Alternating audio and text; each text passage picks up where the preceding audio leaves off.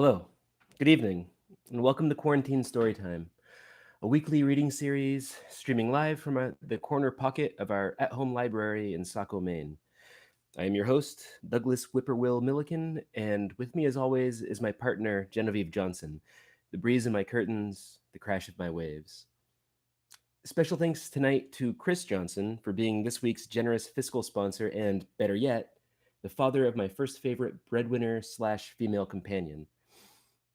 Despite some miserable woman's best efforts to spread the contagion of her misery, I managed to get my broken ass tooth fixed this week, and as a consequence, feel so much better about life. Thank you for watching our make believe TV show. We started tonight's program with a pre show musical sampling of songs by the band Plains, a quintet of some of Portland, Maine's most exceptional humans. And that isn't some glad handing hyperbole. There are no other people like the people in Plains, at least not in my experience of the world. They are each so weird and so sweet and so sincere in a way that, coming from anyone else, would seem like the manipulative secret identity of some nefarious villain, but in this context, is wonderfully disarming.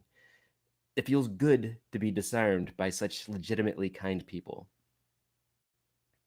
A little over a year ago, one of Plain's members, Dave Noyes, an amazing multi instrumentalist and an uncanny, just radiant soul, unexpectedly passed away, leaving behind not only a community shocked by loss and grief, but also a wife and two young sons, one of whom will never have the chance to know or remember the father any one of us would have been lucky to have. Which, in a sense, makes all of Dave's recordings, be they the songs he co-wrote in Plains or Rustic Overtones or Royal Hammer or any of the other bands he had a creative hand in, something of an echo of a time and a voice that's past, though not necessarily gone, which I think is one of the more beautiful yet chronically overlooked aspects of any recording media. The fact that those who are past can be summoned again, the evidence of their breath conjured into your ear. You can find a link to more of Plain's music immediately beneath this screen. And actually, it's kind of a late stage realization for me that tonight's show is very much about radiant souls. For example, the poet Brad Leaning, also a loving father, also a disarmingly sincere human being. I was a little bit familiar with Brad's work for a few years before I met him in his home in Minneapolis, when he was gracious enough to allow me, a complete stranger, to board in his basement guest room for a few days while attending that year's AWP conference. Being in an unknown city for an event that very much put me ill at ease, partly because conferences are weird, mostly because I don't actually get along well with most other writers, especially when they're gathered in mass. It was such a pleasure getting to know Brad and his family, talking about poetry and hip hop and movies while Brad's young son, Ez, adoringly played on the floor with their cat Ancho. It was a further pleasure to later dive deeper into Brad's poems and find some startling common ground, not only in theme and imagery, but also in sensibility. I guess I'm just saying that Brad is my friend and I like him and his work fucking floors me. So I'm going to read three of his poems, all of which are part of his collection Deep State Come Shining, to be published this May by Pilot Editions. The first poem I'm going to read is I Take It All Back. Every utterance, every word and person met on the street, roommates especially, and every last soul on social media doubly. The ancient fridge in the break room, cooling nothing, humming like the starship, etc., boldly going nowhere. When the planet is finally destroyed, the planet will be fine. We will be the ones to suffer. Just for practice, an animal crawls into you and dies. Okay, here's another one. This is Heaven, Eat Your Beans, after an art project by G. Jackson circa 1995. I took the long way home to think through the mistakes I knew I was making. Later, over beers, I asked my friend if he had any advice. He nodded, thinking, and we finished our beers in silence. 3 days later, he calls me up. Hey, go look out your window, he says. I go and look. It's night out there, I say. It's dark. Really, really dark. But the line is dead, and I stand alone at the window, feeling like a ghost. Okay, here's one last poem by Brad. Black Circle. Death World is the best and last theme park of them all. Sit on the black merry-go-round. The black teacups, win a black balloon. The haunted house is actually not very scary, but it's pretty dark in there. Oh yeah, the black roller coaster is really intense. The line lasts forever. Again, that was a selection of uncomfortably apropos poems by Brad Leaning, whose new collection, Deep State Come Shining, will be released this May by Pilot Editions. But enough of this non-horse related content. This is Horse Month. Today is, in fact, the last day of Horse Month.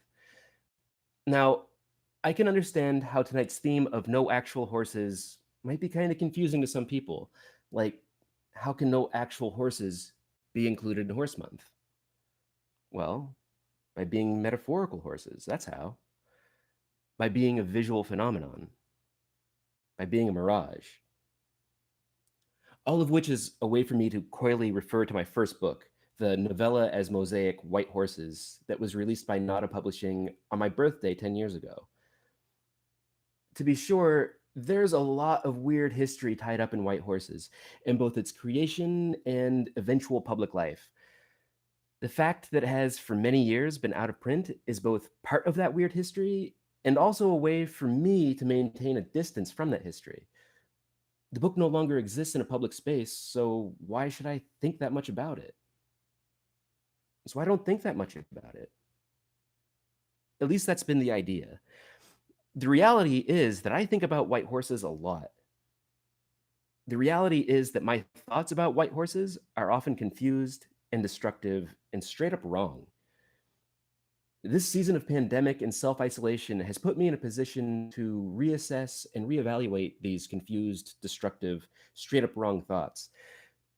And the conclusions I've arrived at kind of shocked me. I actually like my first book. I'm in fact kind of proud that my first book exists. So I'm going to read from it tonight. We'll in fact read the title story from White Horses. And I'm also ending the de facto quarantine surrounding my out-of-print first book. In the space immediately below the screen, you will find a link to the 10th anniversary edition of White Horses, which includes new art, a new layout, a new introductory essay, and also a handful of corrections that, had I been an older, more experienced Douglas at the time of its composition, I think would very likely have been included in the original manuscript. There's also a coupon code for a 30% discount, so, bonus. By self-publishing this anniversary edition, I'm calling bullshit on my contemporary self for having sat in judgment on my past self for so long. I'm forgiving that younger me for having been imperfect and forgiving my present self for continuing to be imperfect, for always only ever being imperfect. I wrote a book in my 20s and still like that book, and god damn it, I'm going to read from that book tonight. In fact, give it its first public reading ever. So enough horseshit, here it comes. From the book of the same name, this is White Horses.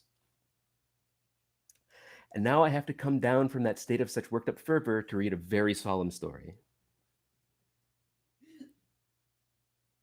You gonna make it back there?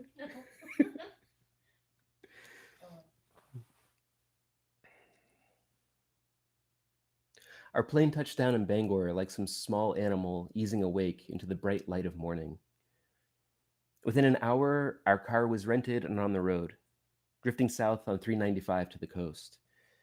The near noon sun shined hot and intermittent through the assailing cloud bellies. We did not bother with the radio. We were all the music we could need, each cell of our two bodies vibrating in perfect pitch and harmony, vibrating the air, vibrating the earth. Anne's hands were like little paper birds on the steering wheel, creased and spotted, but a light like 30 years ago or more shone through her. She could be 70. She could be 17. And would either matter any more than the other? Wind riffled her silver bob of hair. She could be anything at all.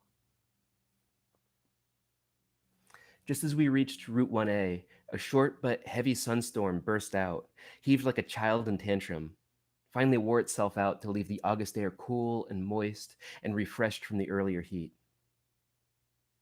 I looked out the window as Ellsworth came and went, feeling light and airy, but still aware of the heaviness in my belly, like a stone nestled between my gallbladder and kidney. It wouldn't be long now. It wouldn't be long. We drove on through the hissing roads to the coast. Bill and Lynn's cottage was just as we hoped, as we'd remembered, as we imagined we'd remember. A spacious living room conjoined to the kitchen with only a tall-stooled bar to divide the two. Shelves lined the walls and books lined the shelves. The bedroom was a nook all to itself. Cast iron bed frame and white cotton sheets.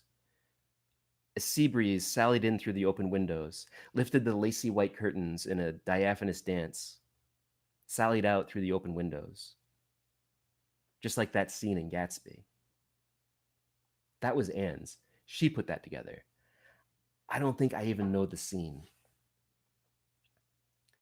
When last here, just weeks ago, Bill and Lynn left the cottage stocked with oils and grains and pastas and bourbons and sherries and archaic sounding spices and tightly threaded glass jars, all we needed were the elements of context, the vegetables and fishes and meats, the lemons to squeeze over everything. But neither of us felt much like cooking. When will we ever be able to do this again? Anne leaned her elbows on the dividing bar and smiled at me. Her from the kitchen to me in the living room, bare inches apart. We leaned in toward each other with our elbows on the bar. We will never be able to do this again. Before leaving, we lay together on the couch like teenagers necking. So what if slower, more carefully? We lay on the couch as teenagers necking. With her earlobe in my mouth, what did decades matter? She sighed and pressed against me with her earlobe in my mouth as sea breeze sallied through the room. The doctor said it was easy. All it would take is time. This was only a few weeks ago. It didn't take us long to decide, yet it seems simultaneously so distant and so near, like thunder chasing its lightning. All it should take is time. Then he smiled and told me all about his son, Dean's List and captain of some sporting team, so proud, in line even for a Fulbright. Not bad for a sophomore, the doctor vicariously praised himself. A done deal, really. Only a matter of time now. Only a matter of time. Southwest Harbor was cool and dusky when we arrived. The sky purple and pink, then purple and red, and finally just purple as the couples walked hand in hand through the streets, eating ice cream, veering off into pubs and cafes. Were there children? The children played in the street, played with each other, played with small dogs whose rusty hinge yipping never seemed unacceptably loud. I would even say there were sparklers. Music played everywhere, but played softly. We ate scallops and haddock and shrimp at a wharfside restaurant, and when our pelvic bones and lower backs began to ache from having sat so long, we ordered more gin and pretended we were young as when our parents were young. Eventually, the tired bones went back to sleep. We ordered raw oysters and more scallops sautéed in wine, splashed with lemon, dotted with black pepper and parsley. We cleaned out our bank accounts before boarding the plane. We ordered champagne and watched as the night became a sleek black cat rubbing against our legs, twining between our feet, tracing its tail over our skin. The night became a serenade. Afterward, we walked along the waterfront, holding one another as the stars gazed on impassively, and pretended our bodies belonged to other people, people not so old as we were old. You might wonder why I care at all about our age. I do not care about our age, mine or anyone else's. It's everyone else who is so fixedly concerned about my interval, the distance between this mile marker and my point of disembarkation. I can see my terminus over the horizon, but all anyone cares about is the mile I now ponder. Do not feel relieved when they force you to retire. I woke and it was dark. Then it was blue. Then it was morning. Anne lay beside me with an intangible smile just touching her sleeping lips, her sleeping eyes. Had we made love?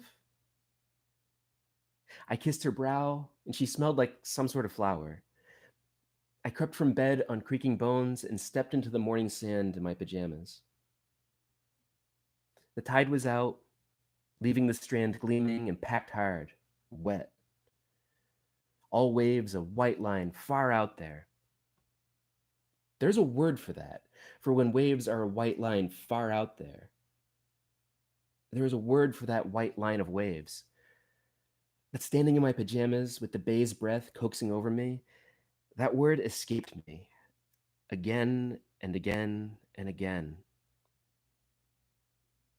Burying my feet in dawn cool sand outside our cottage, I raised my arms above my head in a stretch and yawned, head turned to the side, and as I inhaled deeply my own morning musk and sweat and smelled death. My armpits smelled of death. My body smelled of death. I dropped my arms and rubbed my belly and looked out at that far-off white line of waves whose name I could not remember, and I whispered, "You want me. Your hand is on me, but you will not have me. I am my own." Down the packed plain of wet sand, the waves roared mercilessly in. The first house we eventually sold because it was too big. We both agreed, way too big, too many rooms for just two people. So we sold my parents' house and got hosed. The second house was smaller, but just as nice, with enough yard to grow tomatoes and kale, and an extra room that we could hope to someday fill, but after 7 years stopped hoping, gave it some bookshelves and called it a library. Each morning, I walked the same sidewalks as the kids in their changing voices and bodies, their t-shirts, to sweaters, to jackets, to coats. I imagined their lives as intersecting lines and myself as another intersecting line. But then politics changed, our budget dropped, as did my tenure, and I had to find someplace else to work. The third house is a compound box built of smaller boxes, constructed, in fact, from a kit, just like every other house on the block. No one walks anywhere except in the company of a dog, and even then, all heads are hanging low.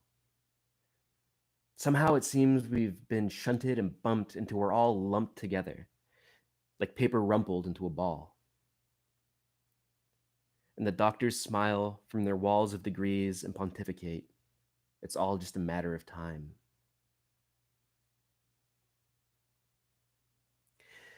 Anne stepped out from the bedroom in her little white nightgown, arms raised above her head in a yawn, mouth agape, looking so much like a beautiful little girl, or maybe a kitten just stumbling from its secret nest. I watched her from the couch, peering up over the edge of my book, The Great Gatsby, found among the spines of our friends' bursting shelves. I was determined to find the scene to which she so immediately referred. For a moment, she sat beside me on the couch, her back against my recumbent belly, her hand petting through my shock of gray hair. All my life, I've never been able to control my wisps and tendrils. All my life, I never will. She kissed me between my owl brows and whispered into the kitchen to make us coffee. What else can bare feet do but whisper? The morning is a sage wandering down from the mountain to plunge his line and hooks into the sea. The morning is a little boy with a worm and piece of string. After coffee, we dressed and walked along this lonely stretch of sand, one of the few on this granite coast, one of the few in this pine sap state, and watched the tide's slow approach. The gulls and eiders gliding or spanking by overhead, the far off blips of seal heads rising like periscopes to spy. Anne's hand remained tenderly slipped into mine, something I will never grow tired of. Like a jutting finger, the beach tapered to a narrow point. Sometimes of day, it probably is not even here. Standing with our feet in the fingertips lapping water, we gazed straight out into the bay. The wind washed over us like 10,000 tiny hands. Far off in the water, a small island sat, fitted with pines and a lone lighthouse spinning its pale light in the morning fog. 10,000 hands washed over us like wind. This is the place, Anne whispered, voice nearly carried away. This is the place, I whispered, voice nearly carried back. Back along the strand to the cottage, the wind briskly carried us along. Why I think of this now, I don't know. Each idea or memory a synaptic static charge. How can we control the electricity of our thoughts? When I was a boy, my family owned a summer camp on a lake far up in some distant stretch of Michigan woods. A big bunkhouse and a dock and a dank basement filled with black tractor inner tubes for floating in the lake. And that's mostly what we would do, floating out among the bronzy black water and feeling all time drift away. One morning, my brother and I came up with the bright idea of taking our fishing poles out with us on the inner tubes. And as we floated far out from the camp, from our mom frying pancakes and butter inside, and our dad rustling under the dark wooded canopy out back, I snagged my tube with my own fishing hook. My brother was off in his own fishing hole, his own world, not a clue what was going on. And because trouble seemed likely to follow if I left the sinking tube behind, I tried to paddle it back home, even dropped my pole to more efficiently flail. But 100 feet yet from the camp, the nearly limp tube tangled itself around my legs, and I sank. The tube's last bubble of air was up by my feet. I hung suspended upside down in the water, at first thrashing, then finally giving in. Everything was cool and dark and pulsed with its own inner heart, and I could see sunfish swimming in the bronzy dusk beneath me. I reached out toward one and felt it nibble on my finger. Nothing seemed so terrible anymore. It seemed like a perfect place to be. When Anne and I got back to the cottage, we drove out to Bar Harbor, but should have known it was a mistake. Early yet, but the streets were thronged. We tried a few likely cafes, but nothing seemed worth the wait.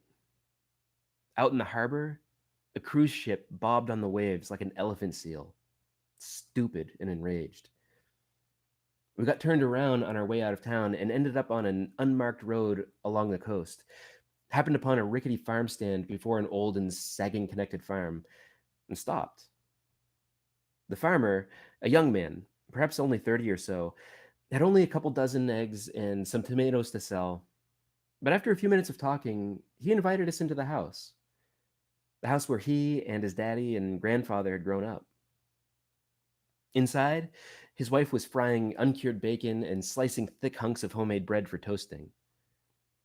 We enjoyed breakfast with these strangers in the golden light of their kitchen while chickens drifted up onto the porch and scratched at the wood, peering in through the screen to scold us for sitting so still for so long, for laughing at nothing, for being something other than what they were.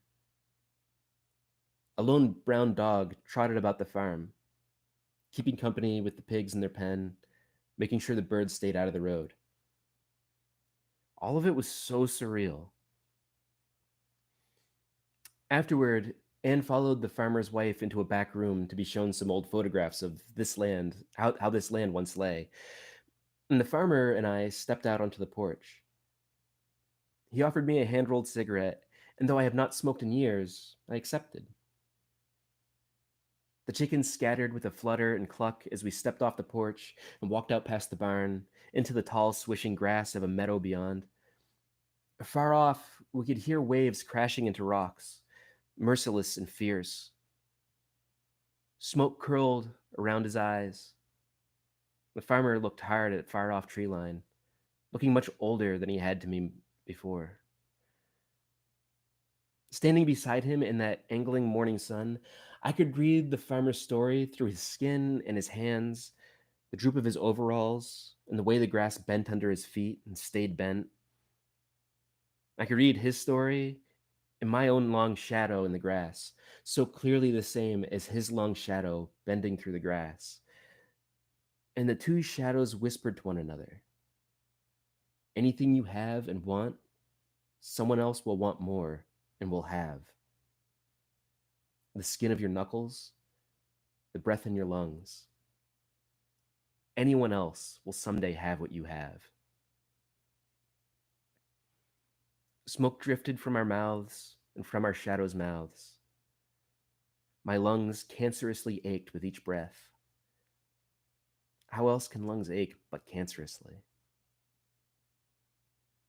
Our shadows leading, the farmer and I walked silently back to the farm, where we collected our wives, shook hands, carried on our tired ways. Maybe I sleep on the drive back, head cozied between my shoulder and the seat. Sleep with the sun's light flickering through the passing trees, playing patterns of red and black against my closed eyes.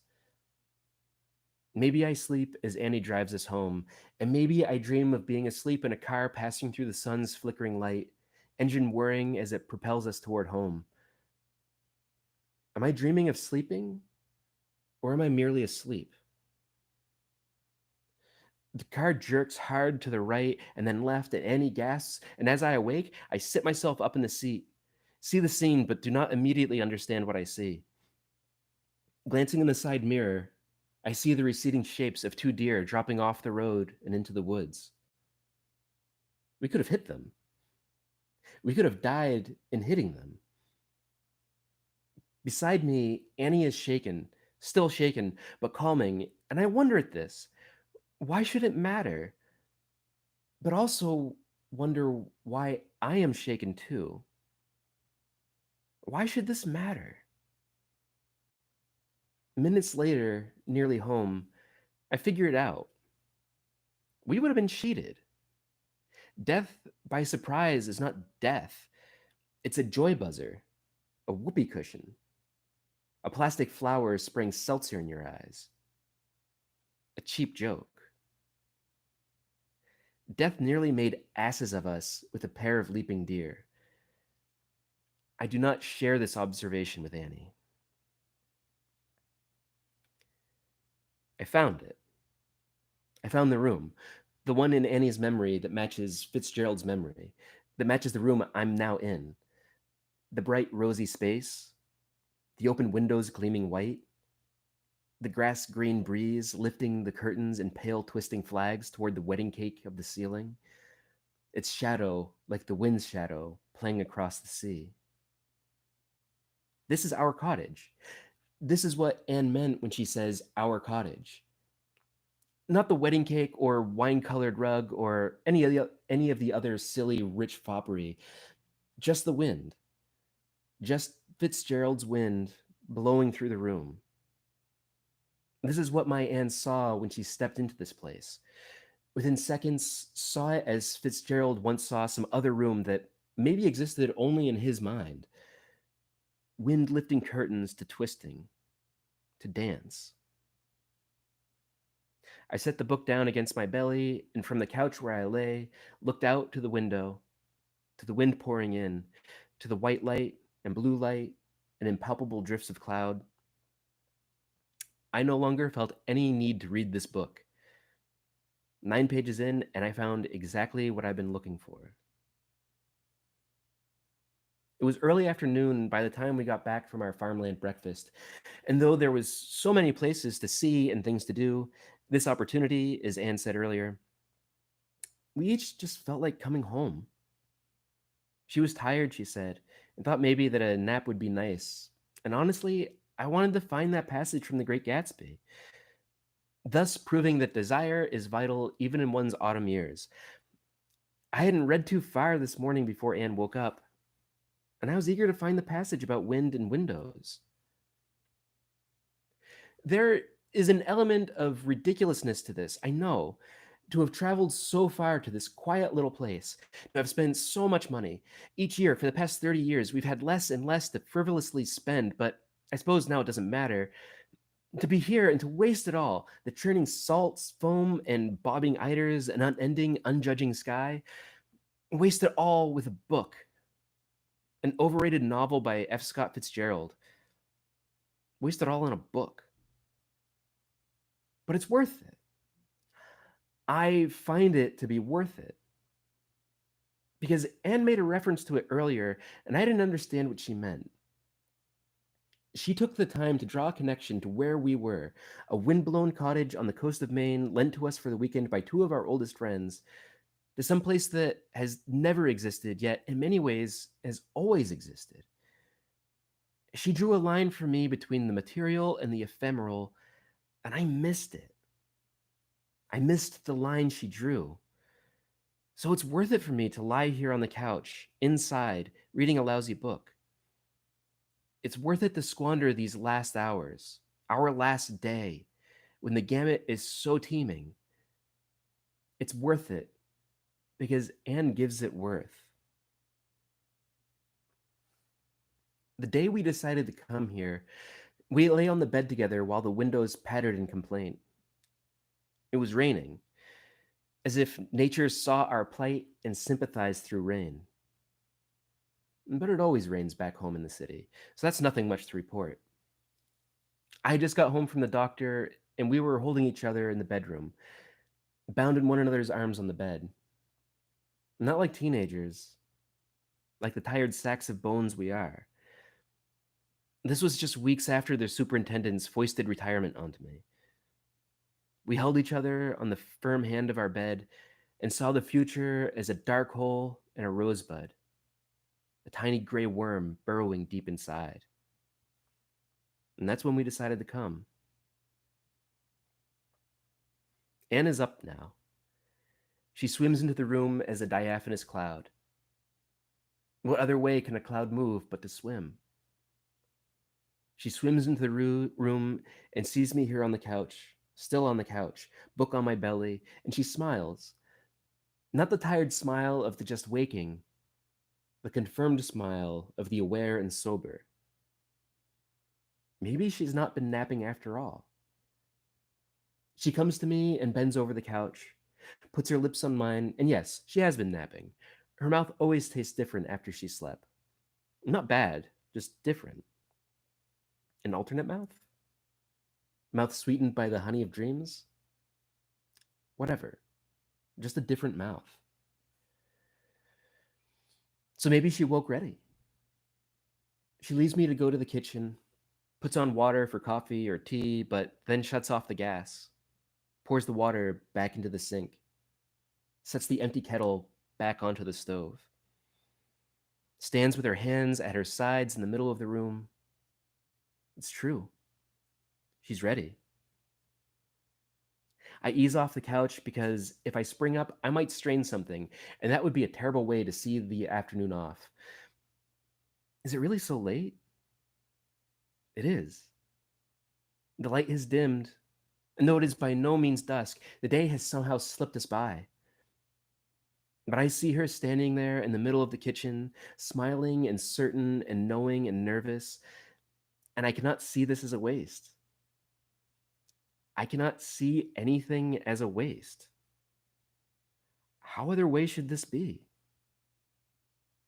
I walk to her and hold her, and her head still fits perfectly in the space between my chest and chin. Face turned to the side so I know she can hear me breathing, hear my heart beating. Such a cliche, but important nonetheless. She can hear my heart beating as I hold her. When will we ever get to do this again? I stroke her head and whisper into her hair, "We will never be able to do this again." Each moment unique and infinitesimal, we hold one another standing in the kitchen. If I forget that I exist, and everyone who ever knew me forgets that I exist, did I ever exist?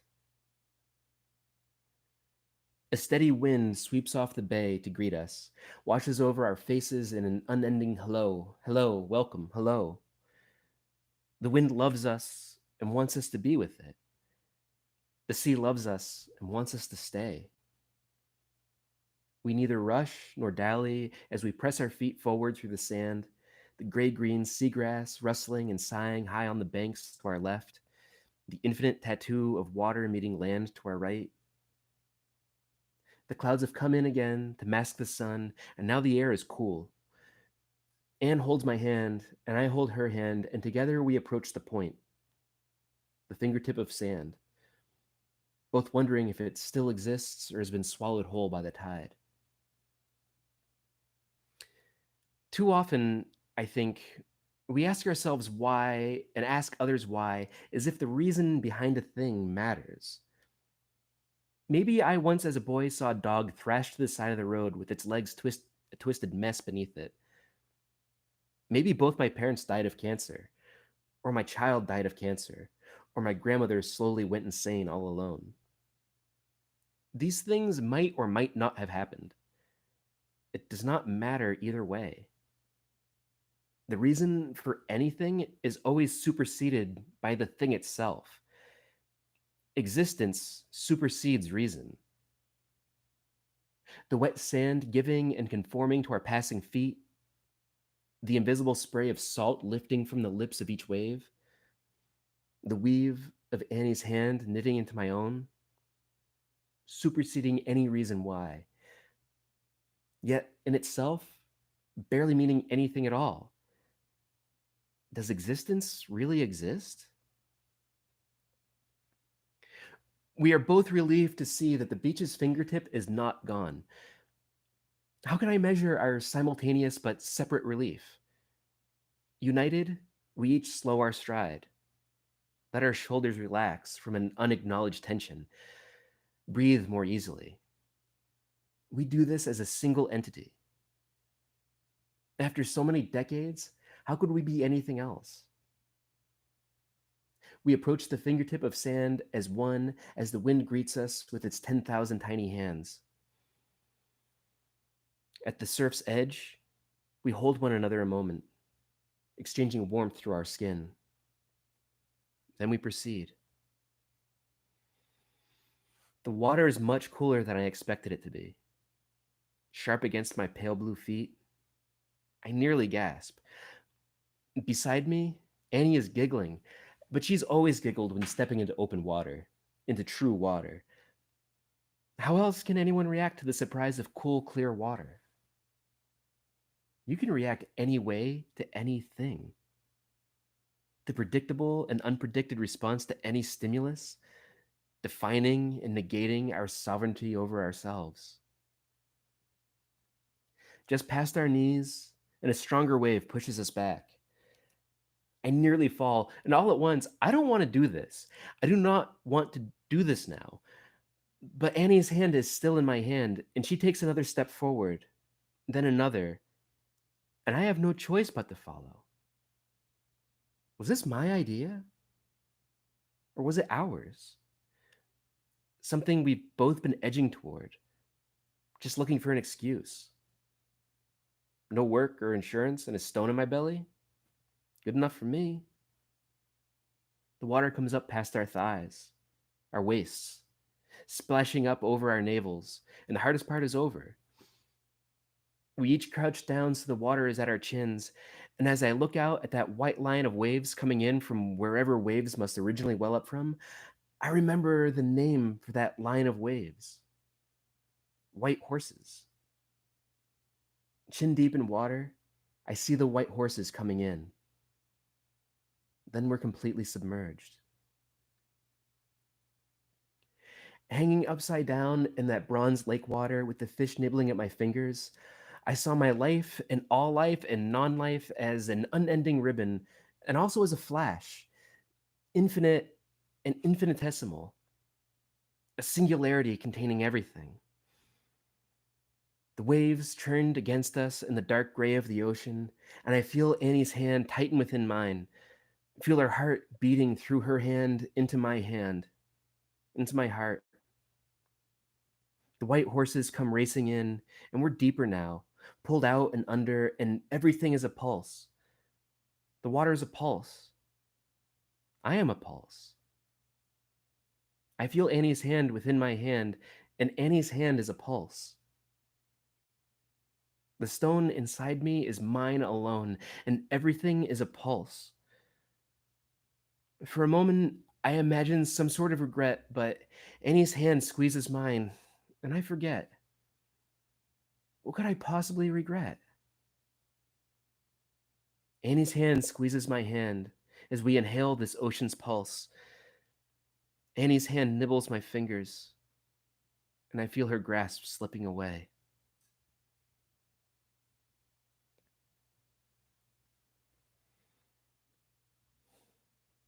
Again, that was White Horses from the novella as mosaic of the same name. The brand new 10th anniversary edition of White Horses, as I mentioned earlier, can be purchased at one of the abounding links below this screen. It feels good to know that, even in such a minor way, it no longer is strictly out of print. I hope some of you feel the same way. Now is the portion of the show when my creative and domestic partner Genevieve joins me on this side of the desk to together improvise some banter that I hope is both convincing and interesting. Genevieve? Do you need a moment?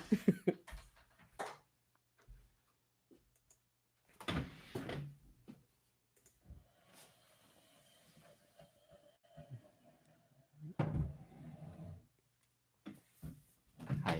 Hi. How are you?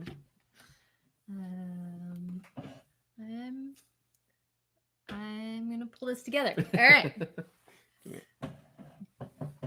Okay. All right, we're both on screen. We're both on screen. Cool. Good evening. Hi. How are you? I'm feeling all sorts of things.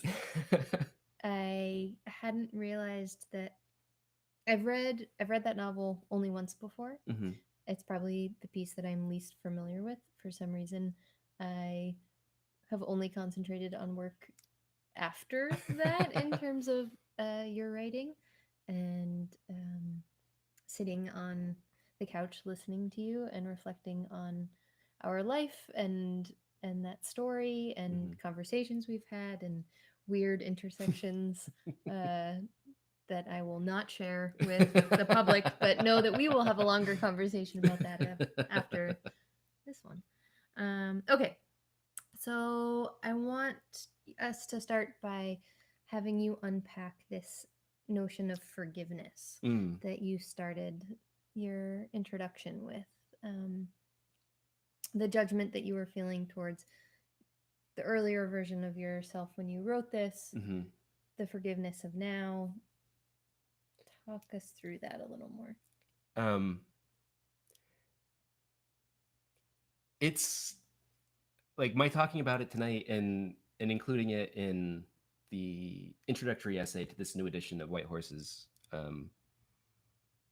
is just the next step in a longer process of self-forgiveness, of looking at the things that have happened to me or that I've done and not learning how to not punish myself for having had those experiences. I spent a lot of my life just looking at the details of my life and feeling regretful and punishing myself, like feeling like all of these things were my fault, that I hadn't done something correctly. I fucked up. And I think overall I have come a long ways. But White Horses was my first book. I think it probably is common for many artists to feel like the first major work they accomplish as they get older, they feel a distance from it or feel like they could have done better, or just, it's the first thing you did, and you grow, and the thing that was very precious at one point maybe isn't precious anymore to you. And that's fine. Like, you grow, you change. And I don't think it's actually healthy for something to like remain constantly precious. Um, it seems boring, if nothing else, to just like have the same emotional reaction to something forever, with no change, no nuance, no evolution, no growth. Um, but yeah,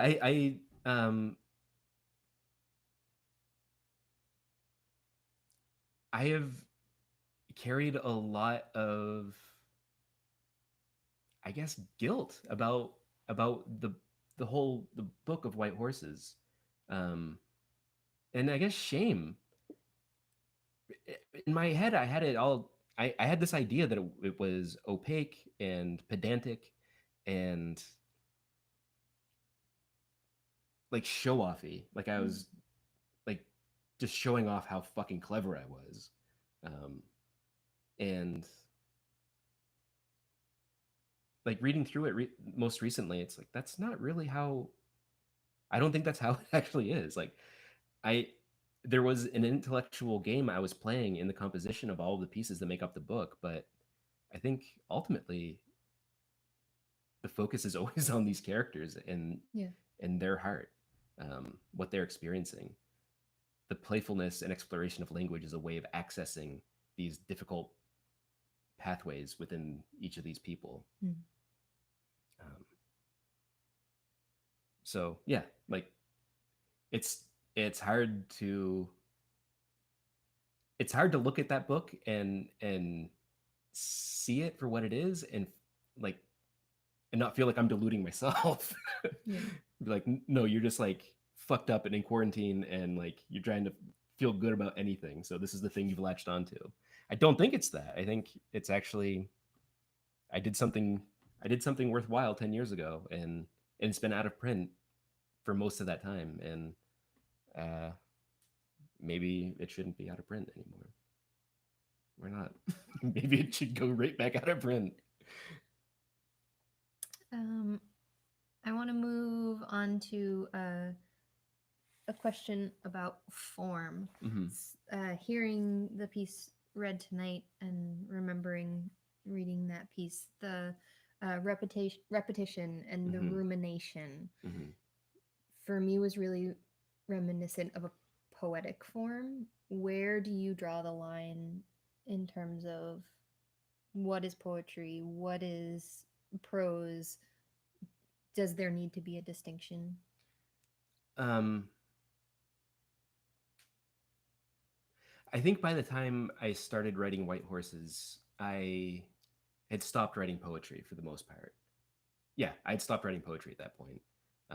I wanted to focus on telling stories, and I was also I wasn't reading uh, Gordon Lish, but I was reading about him a lot and about his approach to storytelling, and like just the focus on language, how like each word can be perfect in a story. Like a story can be good, and it can be entertaining and engaging, and people can love it, but it could be imperfect, and it could be made perfect with time and attention. So that very meticulous um, focus on language was a big part of what I was doing at that point in time, which really isn't too different than I think writing poetry. Yeah. Like I think especially with these pieces in White Horses, uh, I was able to work the muscles I had previously worked in poetry, but without writing boring poems. I think I, I need the space of a story in order to do the things I want to do. Um, and when I try and do that same sort of thing in poems, it seems like it's either chopped up prose or I don't know, like it's trying to be clever. It doesn't work. Like all of the bad things that I think about that I've kept projecting on the White Horses is the reality of the poetry that I've stopped writing. Yeah. Well, I think we had this conversation earlier this year. I had read 2 memoirs by poets, How to Survive with Your Life by Saeed Jones and Ocean Vuong's memoir that I was reading, and I was really struck by the intention of word choice, and they just felt so much like scalpels with every single word that they used. Right. And they were moving in the other direction. Right. They were moving into a more narrative form, but there is something gratifying about finding pieces that are that rich. Yeah. And you have like writers like Raymond Carver, who like can move back and forth between prose and poetry so fluidly. But there's a lot of really great examples of like poets writing novels, or it seems like mostly it goes that way. I don't know of a lot of great novelists who also proved to be great poets. But yeah. All right, I am going to move us into our book recommendation portion of the evening, as we are approaching an hour. Okay. Do you have any books that you would like to recommend? Sure. I actually pulled one down earlier since I was already just talking about Carver. Nice segue. This is the collected poems of Raymond Carver. It's called All of Us, and it's. I mean, I'm a big fan of Carver's short stories. He's a master of the form. But as time goes on, I'm drawn more and more magnetically, more deeply to his poems. In many ways, he's doing the same thing in his poems as he does in the short stories. Like his poems often operate as short narratives, but that sort of refinement of language, that boiling down, like for a writer who's already known for having written like such stripped down, bare, concise stories, he's able to take it even further in his poems. So like formally they're brilliant, but also they're just so fucking good. They're so impactful. Like there's all these great formal elements, but what it comes down to is like he's making really intense postage card sized masterpieces. And it's been a great pleasure reading the poems, and also a great inspiration. I think so many of the stories I've written in the past few years have some toehold in one of his poems. And I hope they continue to inform and shape the sort of stories I tell. Yeah, so that's my recommendation this week. I actually changed my recommendation. Okay. As a result of listening to this, I'm gonna go with